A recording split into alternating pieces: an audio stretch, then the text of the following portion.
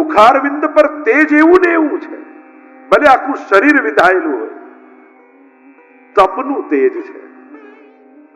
ઘણા લોકોના મુખ પર તપનું તેજ હોય, ઘણાના મુખમાં જપનું તેજ હોય, ઘણાના શરણાગતિનું શ્રદ્ધાનું તેજ હોય. ભલે સફેદ ન હોય, ગોરો ન હોય, પણ એક ચહેરા પર શાંતિ હોય. એને જોઈને મનમાં શાંતિ થઈ જાય, એને જોઈને મનમાં શ્રદ્ધા જાગી જાય. એ પ્રતિજ્ઞાનું તેજ, તપનું તેજ ભીષ્મજીના ચહેરા પર છે. પરમ શાંત છે. ભગવાન પાંચે પાંડવોને લઈને ભીષ્મજીની નજીક આવે અને કોઈ સમાચાર આપ્યા કે ભીષ્મજી પ્રભુ પધારે છે. અને નેત્રો બંધ કરીને સૂતા ભીષ્મજીએ ધીમે રહીને પોતાના નેત્રોને ખોલ્યા અને સામે એ જ શ્યામ સુંદરનો સુંદર ચહેરો સામે દેખાયો. અને જ્યાં પ્રભુના દર્શન થયા, હૃદય ભરાઈ આવ્યું ભીષ્મજીનું અને નેત્રોના બંને ખૂણામાંથી દડ દડ દડ દડ દડ અશ્રુપાત થવા લાગ્યા કે પ્રભુ છેલ્લી ઘડીએ આપના મુખારવિંદના દર્શન થયા. અને સ્તુતિ કરતા ભીષ્મજી બોલ્યા, ઇતિમતિરુ કલ્પિતા વિતૃષ્ણા ભગવતી સાત્વત પુંગવે વિભું સ્વસુખમુપગતે ક્વચિદ વિહર્તુમ પ્રકૃતિમુપેયુષી યદ ભવ પ્રવાહ. ઇતિ મતિ. પ્રાય બધી જ સ્તુતિઓ અથથી શરૂ થાય. આ એકમાત્ર સ્તુતિ એવી છે જેની શરૂઆત જ ઇતિથી થાય છે. મહાપ્રભુજી સુબોધનીમાં આજ્ઞા કરે, ઇતિ શબ્દ કર્મ સમાપ્તિ વાચક. માનો પોતાના સમસ્ત કર્મોની ભીષ્મજીએ અહીંયા પ્રભુના ચરણોમાં ઇતિ કરી દીધી, સમાપ્તિ કરી દીધી. ઇતિ મતિ. પ્રભુ, આ મારી વિતૃષ્ણ બુદ્ધિ આપના સિવાય બીજે ક્યાંય લાગી નથી. મેં બચાવીને આપના માટે રાખી છે.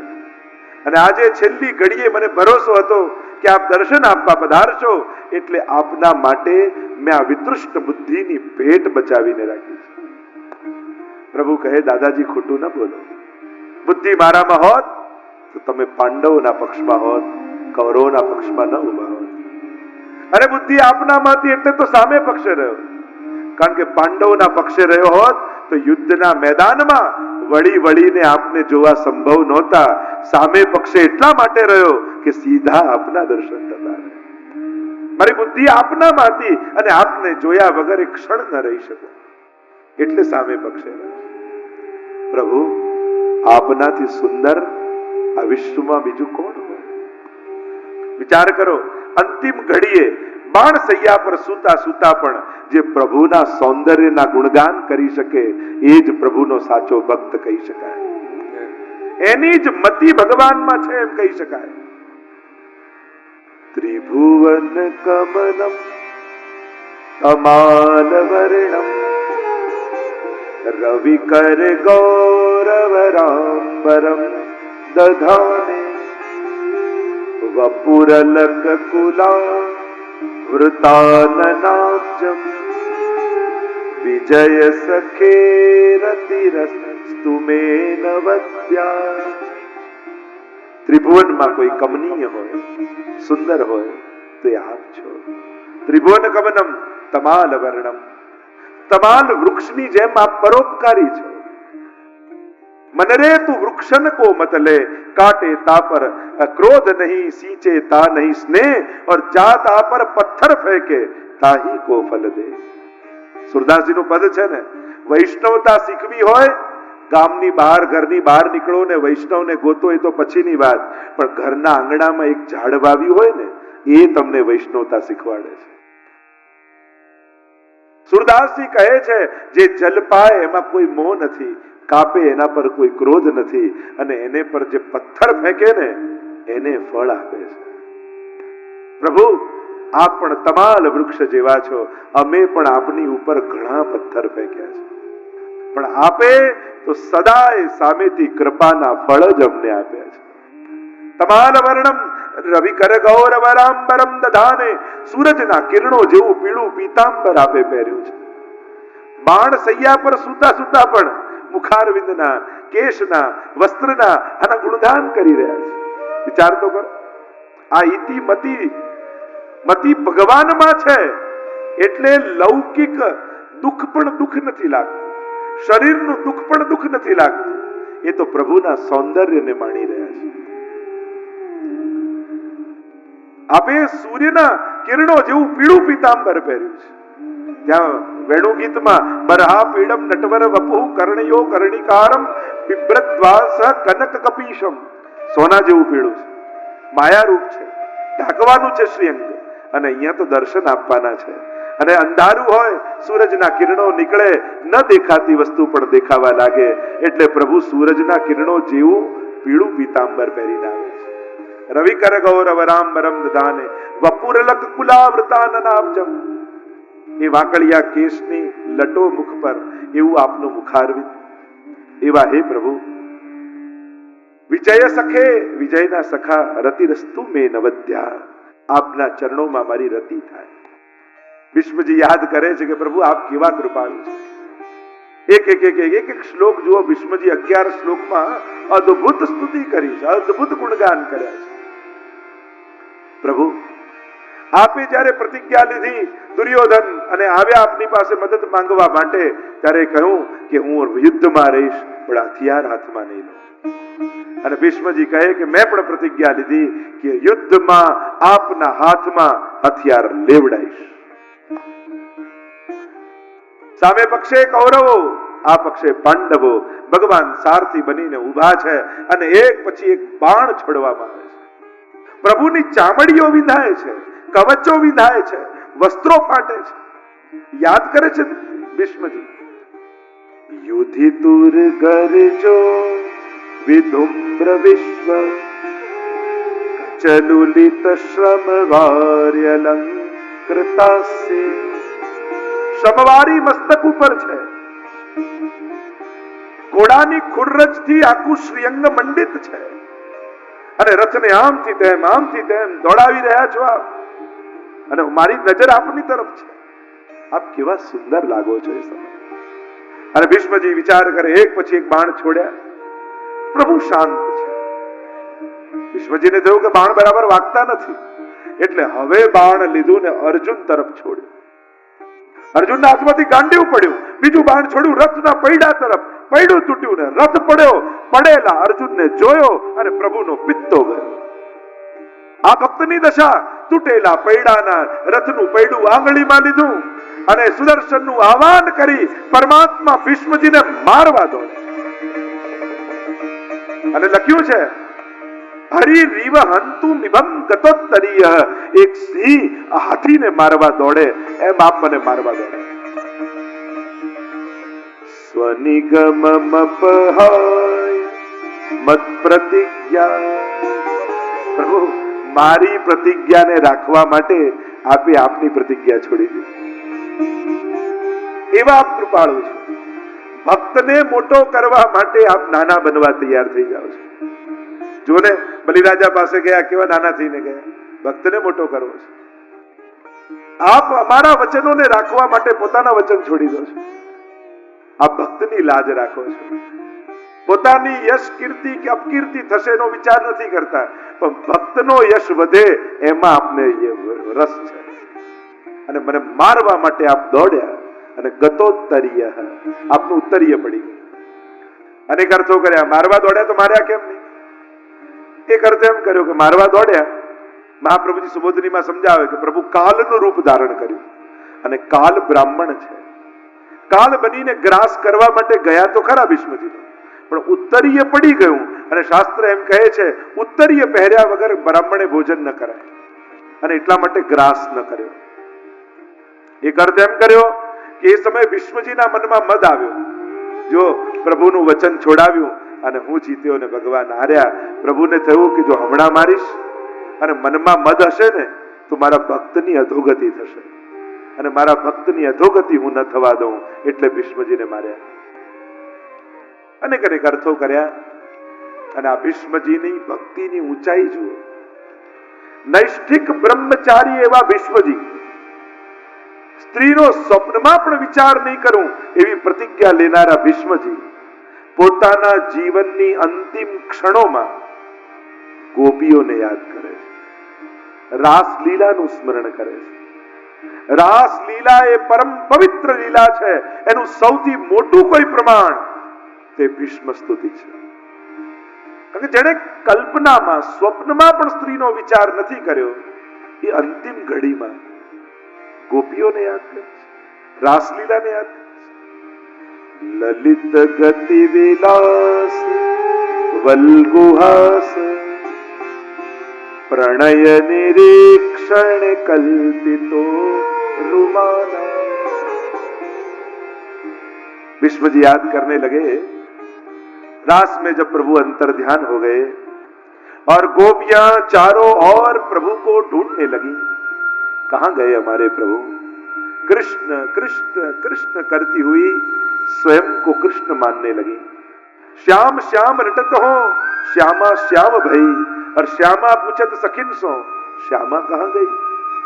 કૃષ્ણ લીલાઓનું અનુકરણ કરવા લાગી ગોપીઓ, પોતાને કૃષ્ણ સમજવા લાગી, એવી ઉન્મત્ત બની ગઈ.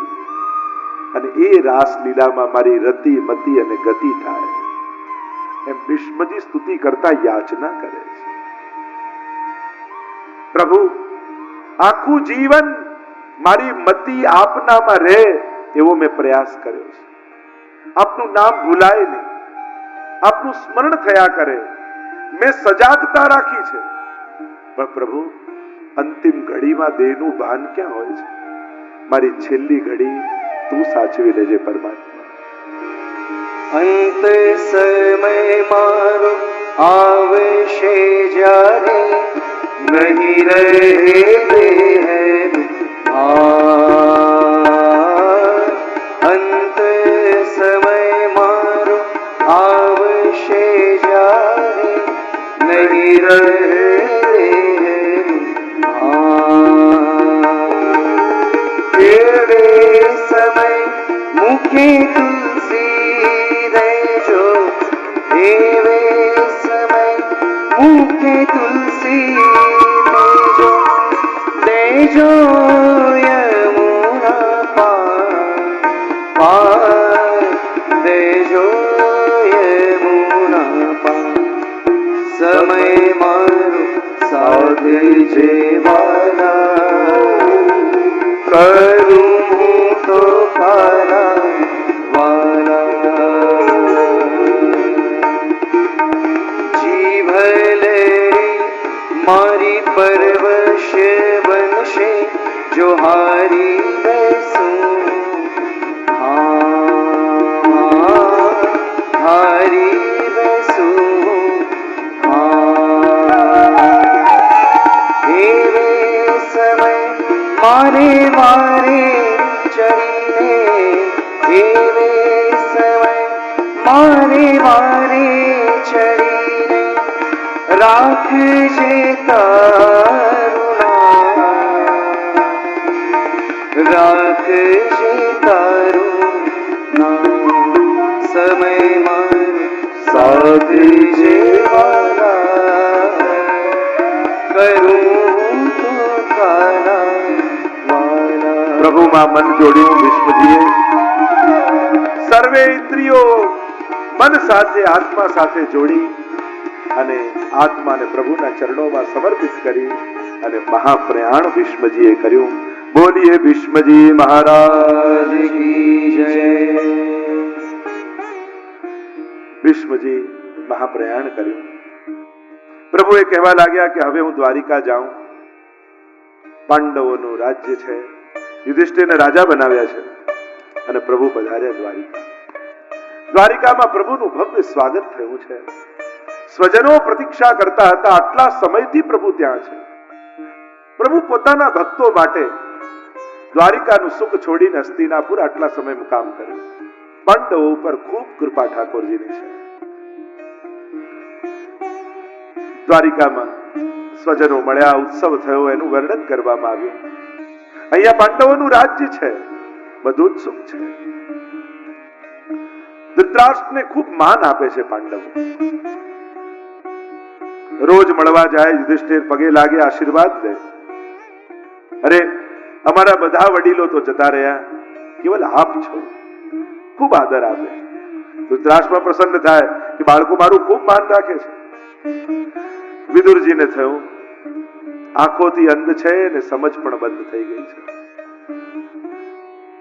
હજી ખબર નથી પડતી.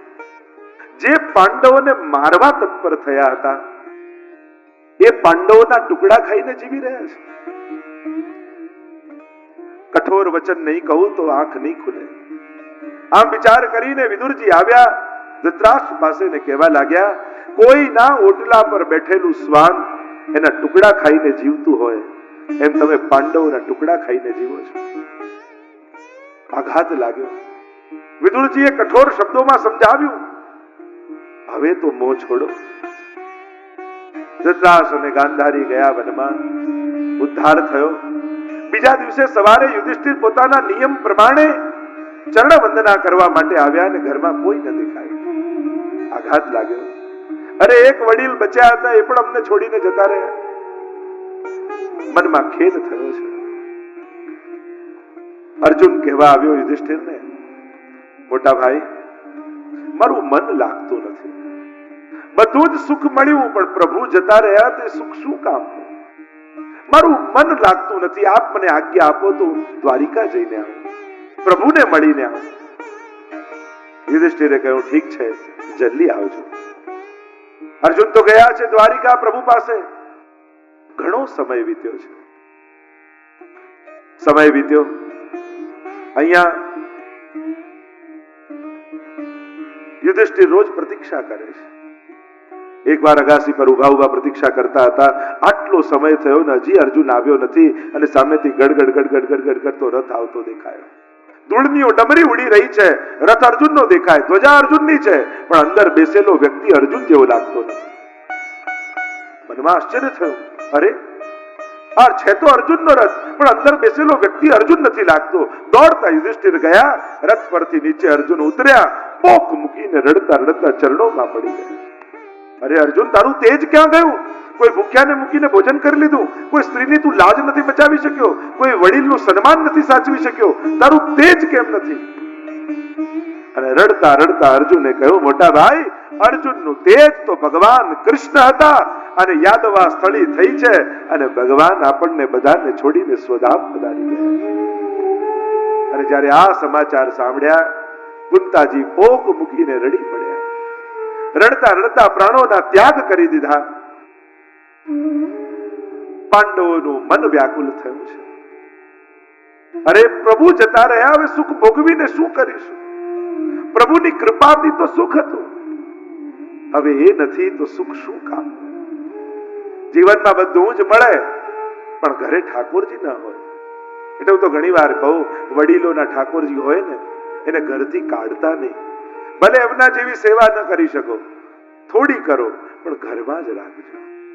પ્રભુ છે તો બધું સુખ છે, પણ જો એ ગયા તો કયા મંગલની, કયા સુખની આકાંક્ષા અને કલ્પના કરશો? આપણા ઘરમાં વડીલોથી બિરાજતા ઠાકોરજી આપણા ઘરમાંથી જવા ન જોઈએ. હું તો યુવાનોને કહીશ, વહુઓ દીકરા દીકરીઓને કહીશ, તમારા બા બાપુજી વડીલોએ જે ઠાકોરજીની સેવા કરીને આજે ભાગવતજીની આગળ તમે બેઠા છો અને અહીંયા મનોમન સંકલ્પ કરજો કે અમારા વડીલોના ઠાકોરજી વડીલોના ગયા પછી ઘરમાંથી જવા નહીં દઈએ. અમારા ઘરમાં જ રાખીશું, અમે સેવા કરીશું. ભલે એમના જેટલી ન થાય, ભલે થોડી કરીએ, પણ અમારા ઠાકોરજી કોઈ ગ્વાલ મંડળીમાં તો નહીં પધરાવી. સંકલ્પ કરો ભાગવતજી આગળ, અને આમાંથી બેસેલામાંથી કોઈ એક પણ સંકલ્પ કરશે ને તો હું માનીશ કે મારી કથા કરવી આજે સફળ થઈ ગઈ.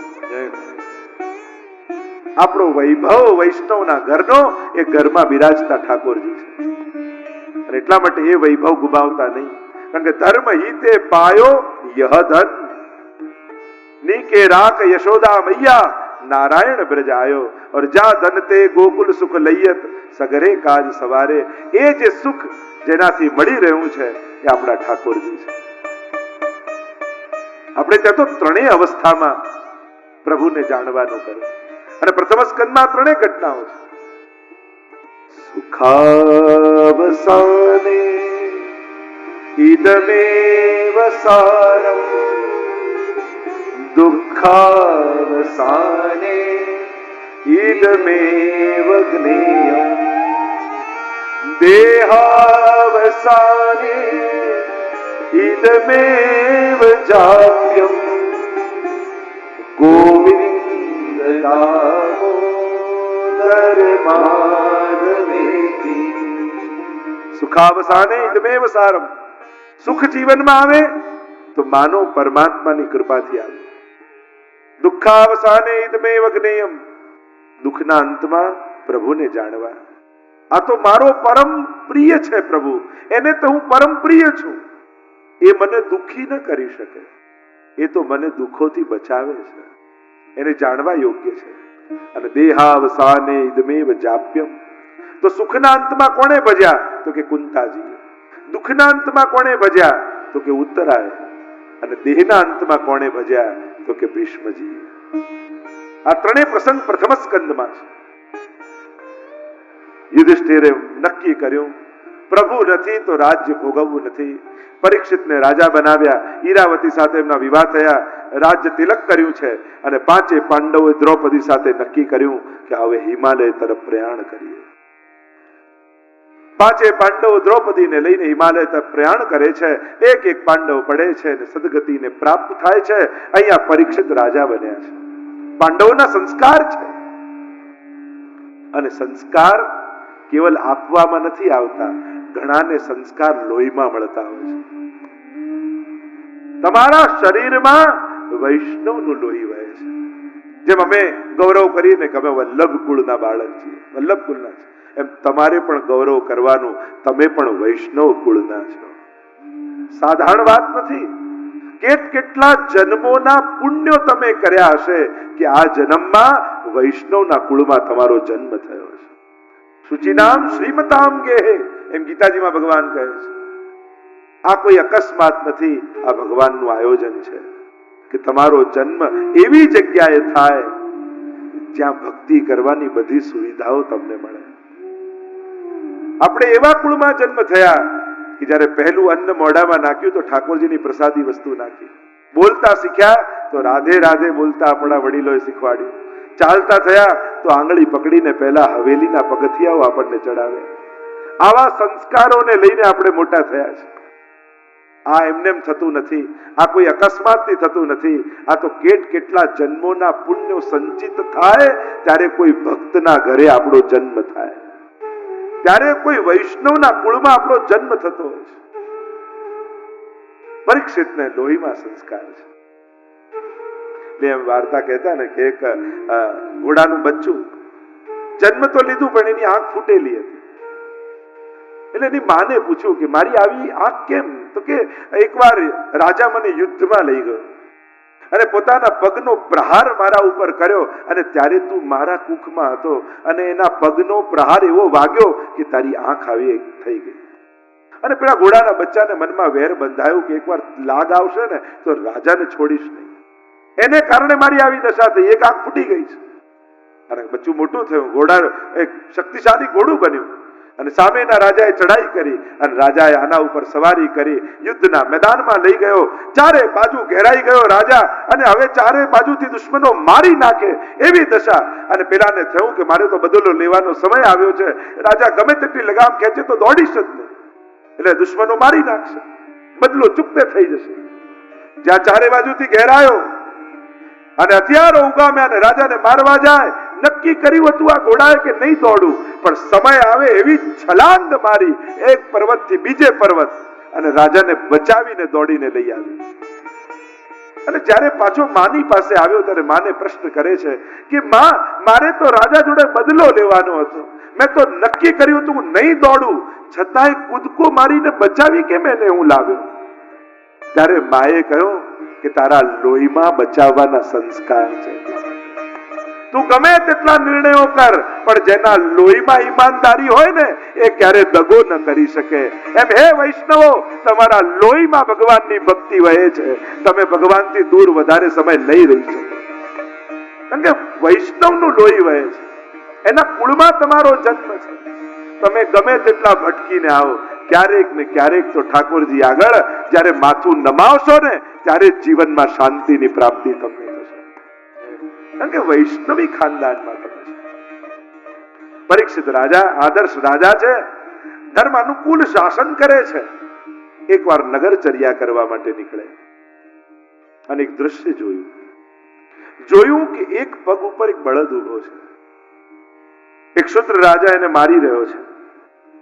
બાજુમાં એક ગાય ઊભી છે અને બળદની આવી દુર્દશા જોઈ એ ગાય રડી રહી છે. રાજાને થયું કે મારા ધર્માનુકૂળ રાજ્ય શાસનમાં આવું પાપ, આવું સહન નહીં કરું.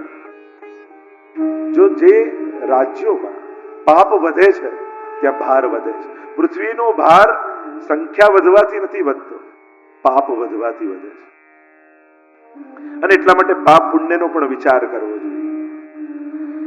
થયું કે મારા રાજ્યમાં પાપ. તુરંત રાજાને બાંધ્યો, પકડ્યો, કહ્યું કે તું કોણ છે, તારો પરિચય આપ. અને રાજાએ કહ્યું હું કલયુગ છું.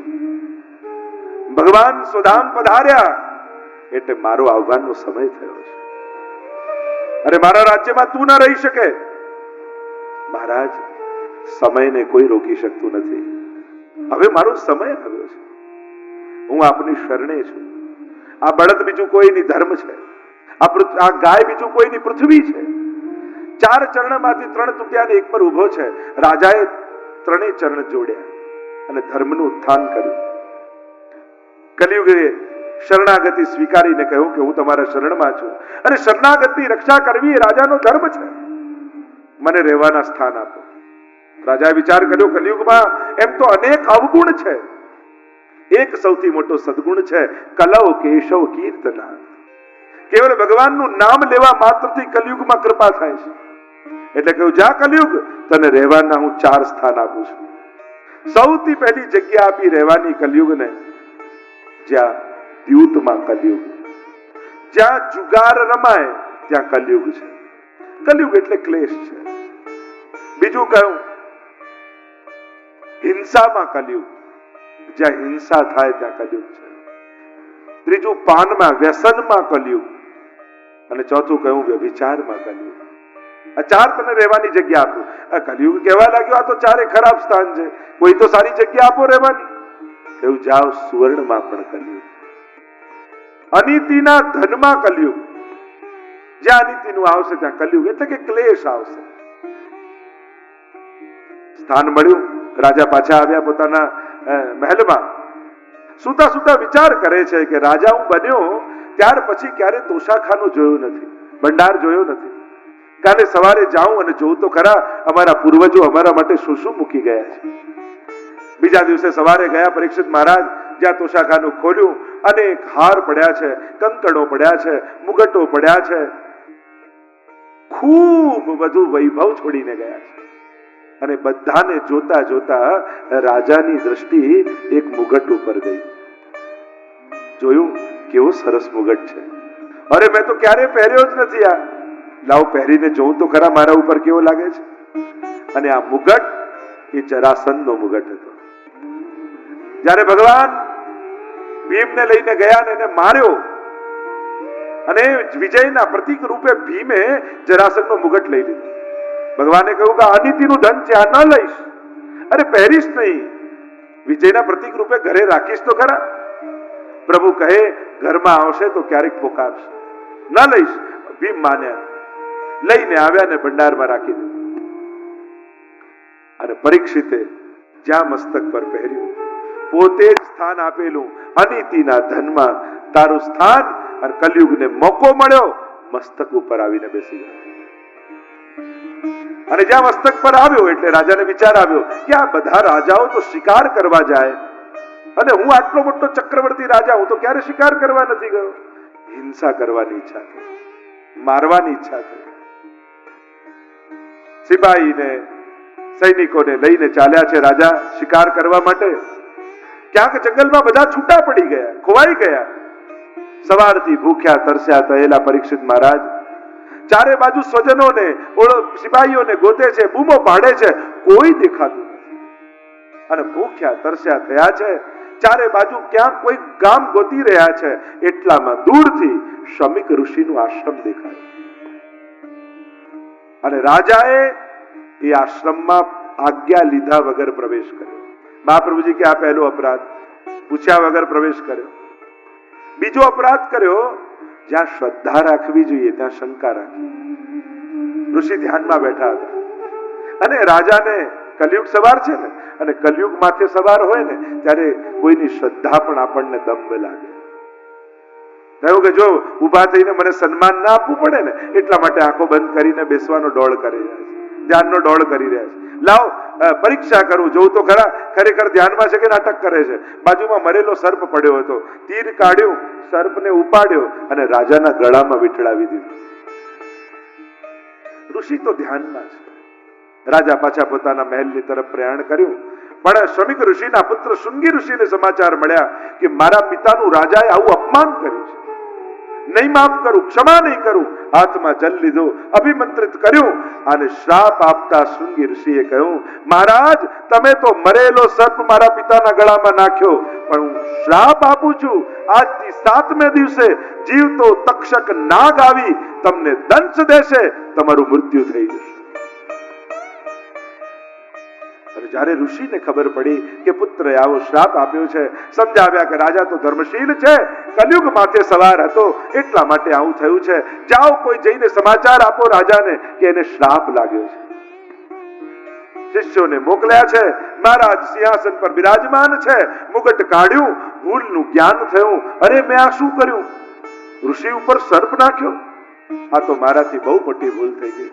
અને જ્યાં આ વિચાર કરતા હતા એટલામાં ઋષિના શિષ્યો આવ્યા અને સમાચાર આપ્યા, મહારાજ આપને શ્રાપ લાગ્યો છે, આજથી 7મે દિવસે જીવતો તક્ષક આવીને આપને દંશ દેશે, આપનું મૃત્યુ થઈ જશે. અને જ્યાં સમાચાર સાંભળ્યા, સાંભળતાની સાથે શોકાતુર ન થયા, વૈરાગ્ય જગાવ્યું. હવે જવાનું છે, નક્કી છે, મરણથી કોઈ બચી શકતું નથી, પણ મારે તો મૃત્યુને મહોત્સવ બનાવવો છે. મારે મરીને નથી જવું. જો ભાગવતની કળા શું છે, ભાગવત શું શીખવાડે છે? આખી દુનિયા મરીને દુનિયામાંથી જાય છે, અને ભાગવત શીખવાડે છે મરીને ન જાઓ, જીવનનો ઓડકાર લઈને જાઓ, જીવીને જાઓ. આપણે તો જીવીને જવું છે, મરીને નથી જવું. એવી રીતે પૂર્ણ રીતે જીવીએ કે જીવનનો ઓડકાર લઈને દેહ છોડીએ કે હા અમે જીવીને જઈ રહ્યા છીએ. મોટા ભાગે આપણે કહીએ આ મરીને ગયા, અને ઘણા માટે એમ કે આ જીવી ગયા. હો તો જીવનનો ઓડકાર લઈને જવાનું. 7 દિવસમાં મૃત્યુ થાય એમ કેમ કહ્યું? અને બધા પાસે 7 જ દિવસ ને, સોમથી રવિ. 8મો દિવસ કોની પાસે છે? આ શ્રાપ તો બધાને લાગેલો છે. ફરક એટલો કે પરીક્ષિત મહારાજને સમાચાર મળી ગયેલા અને આપણી પાસે કોઈ સમાચાર નથી કે કાલે શું થવાનું છે. એટલે આપણે તો વધારે સજાગ થવાનું ને. પરીક્ષિતને તો ખ્યાલ છે કે 7 દિવસ મને કઈ થવાનું નથી, મારું મૃત્યુ તો 7મા દિવસે છે. અને આપણને તો એક ઘડીની ખબર નથી. ચિંતા કરતા પણ ચિંતન કર્યું, 7 દિવસ છે તો એવો કોઈ મહાત્મા મને મળી જાય કે 7 દિવસમાં મારો ઉદ્ધાર કરી દે, 7 દિવસમાં મારું કલ્યાણ કરી દે. 7 દિવસમાં કેમ શ્રાપ આપ્યો? કારણ કે ગળામાં સર્પ નાખ્યો એટલે 7 દ્વાર ખુલ્લા રહી ગયા. માથે સર્પ નાખ્યો હોત તો હમણાં ને હમણાં મરી જાવ, હમણાં ને હમણાં તક્ષક દંશ એવો શ્રાપ લાગે. પણ 7 દ્વાર, 2 આંખો, 2 કાન, મુખ, 2 નાસિકા, અને એટલા માટે 7મા દિવસે મૃત્યુ કર્યું. વૈરાગ્ય જાગ્યું.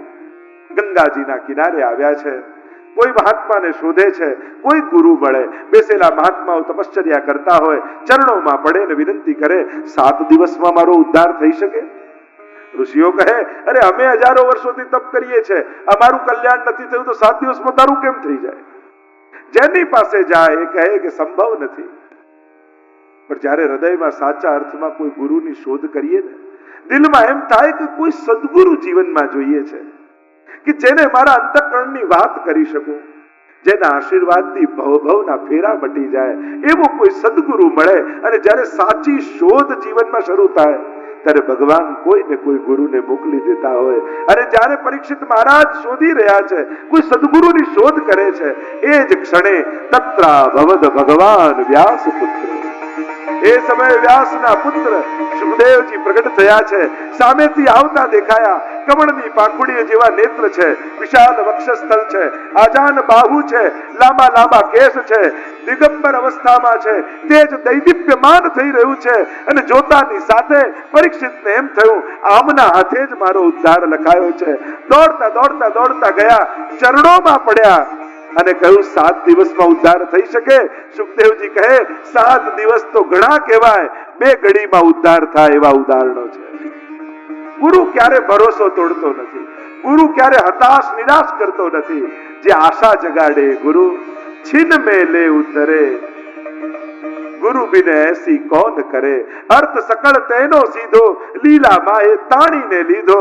અને સુખદેવજી હાથ પકડીને કહ્યું, ચિંતા ન કરીશ, ભાગવત જેવી કથા છે અને એ શ્રવણ કરતાની સાથે ઠાકોરજી તારા ઉપર કૃપા કરશે. મૃત્યુ તારો મહોત્સવ બની જશે. બધા મરીને જાય છે, તું જીવીને જઈશ, જીતા જીવંત મુક્તિનો અનુભવ કરીને જઈશ. સુખદેવજીના ચરણોમાં બેસીને 2 પ્રશ્નો પરીક્ષિત મહારાજે કર્યા. પહેલો પ્રશ્ન કરતા સુખદેવજીને કહ્યું છે પરીક્ષિત મહારાજે કે જેનું જીવ માત્રના કલ્યાણનો ઉપાય શું? આ પ્રત્યેક દુનિયાભરનો જીવ અનેક દુઃખોથી ગ્રસિત છે, અનેક ભયના જીવનમાં છે. તો જીવ એનું કલ્યાણ કેમ સાધી શકે? એનું કલ્યાણ ક્યાં છુપાયેલું છે જેથી જીવ એ કલ્યાણના માર્ગે આગળ વધે? અને બીજો પ્રશ્ન કર્યો, જેનું મૃત્યુ નિકટ હોય એને શું કરવું જોઈએ? મારી પાસે બહુ સમય નથી, મરણની બીક નથી, પણ અંત સમયમાં હરિનું સ્મરણ ન ચૂકાઈ જાય એનો ડર છે. ભક્તિ કરતા છૂટે મારા પ્રાણ, પ્રભુજી એવું માગું રે, રહે જન્મો જન્મ તારો સાથ, પ્રભુજી એવું માગું રે. અંત સમયને પ્રભુ તું સાચવજે. અષ્ટસખાઓની વાર્તામાં પણ જુઓ ને, જ્યારે ગુસાઈજી નિકટ પધારે ને પ્રશ્ન કરે, સુરદાસ ચિત્ત की वृत्ति कहां? खंजन नयन रूप रस माते, રાધે બેઠી તિલક. એક એક ભગવતીના તમે પ્રસંગોમાં જુઓ. છેલ્લો સમય હોય અને આવીને પ્રશ્ન પૂછાય કે ચિત્ત ક્યાં છે? અને યુગલ સ્વરૂપની અલૌકિક લીલામાં ચિત્ત હોય. છેલ્લી ઘડી બહુ મહત્વની છે, પણ છેલ્લી ઘડીએ પ્રભુ યાદ આવ્યા એ સાધારણ નથી. જીવનભર જેણે હરિનું નામ લીધું હોય એને છેલ્લે સમયે પ્રભુ યાદ આવે છે. તારું મનોહર જોયા કરું, રાત દાડો તારું ભજન કરું, રહે અંત સમય તારું સાથ, પ્રભુજી માગું રે. ભક્તિ કરતા છૂટે મારા પ્રાણ, પ્રભુજી માગું રે. 252-84 વૈષ્ણવની તો અનેક વાર્તાઓ. છેલ્લી ઘડીએ ચિત્ત પ્રભુના ચરણોમાં. આપણે તો પ્રાચીન આચાર્યનો પણ પ્રસંગ આવે છે. આખું જીવન સેવામાં એમનું ગયું. છેલ્લો સમય આવ્યો એટલે મહારાજશ્રીએ કહ્યું કે હવે મને જમીનમાં સુડાવી દો.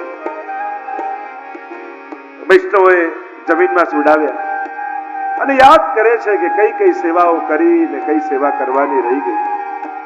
અને આંખમાંથી ચોધાર આંસુ પડવા લાગ્યા. વૈષ્ણવને આશ્ચર્ય થયું કે જયરાજ, આપનું તો આખું જીવન સેવા અને કથામાં ગયું છે. પ્રભુ નામ સિવાય બીજું કઈ આપ બોલ્યા નથી. સદાય ભગવત સેવામાં આપ રહ્યા. તો છેલ્લા સમયમાં આપની આંખમાં આંસુ કેમ?